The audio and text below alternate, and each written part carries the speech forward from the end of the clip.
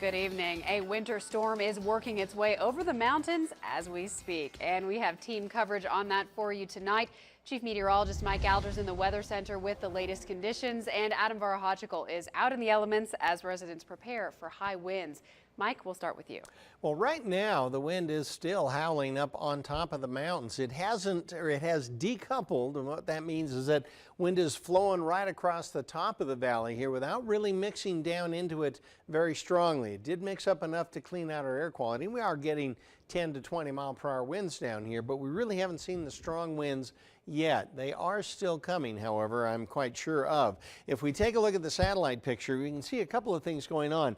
Very slight changes to the forecast in the sense that the cold front here associated with this low as it rotates around is beginning to elongate a little bit. And when it does that, that just kind of slows its approach down. And so it's just held off a little bit further to the west. It is going to continue to creep on here very slowly over the next 24 hours. And as it gets right on top of the ridge of the Sierra, you're going to get some of that cold air spilling down, and that's when probably our strongest winds will occur down here. Now, we'll be fairly warm ahead of that if you look at it. Precipitation right now just on the other side of it here. You can see it's kind of stopping right here, and it's not moving very quickly. We're getting a little bit of a rotation point here down further to the south, and as it does that, probably the heaviest precipitation in the mountains will be just down to our south a tiny bit, although there's plenty in this here to give the crests of the Sierra all across, even on the west side of Lake Tahoe there, probably 1 to 2 feet, maybe even 3 feet in the real prime locations. Now, by the time the sun comes up here tomorrow morning, I do expect the winds in the valley here to be flowing at a pretty good clip. And in fact, we are already in an official high wind warning out there. We'll tell you how strong and how long those will last, plus the odds of rain down here and snow in the mountains. We'll tell you more about that coming up here in a few minutes. All right, thanks, Mike. We will see you then. Now we'll send it over to Adam Varahachikal live in Northwest Reno, where he found residents taking some precautions before the wind comes through. Adam, how's it looking out there now?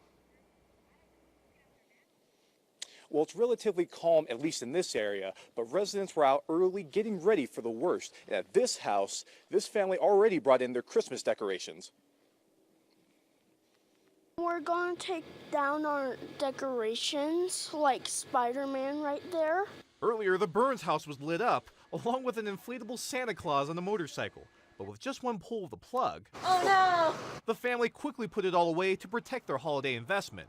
If we keep them out, it'll most likely rip and it'll fly away and get holes in it. So basically all the money on the decorations would be wasted. And it wasn't just Christmas decor.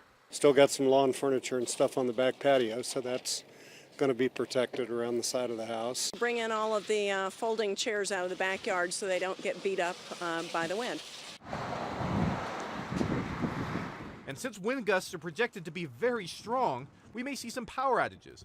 NV Energy says they're prepared for any calls that come in tonight or tomorrow, and they told us response times will actually be quicker now than they were a few years ago. We have the smart meters now in place, so a lot of times we know there's an outage before the customer might even know.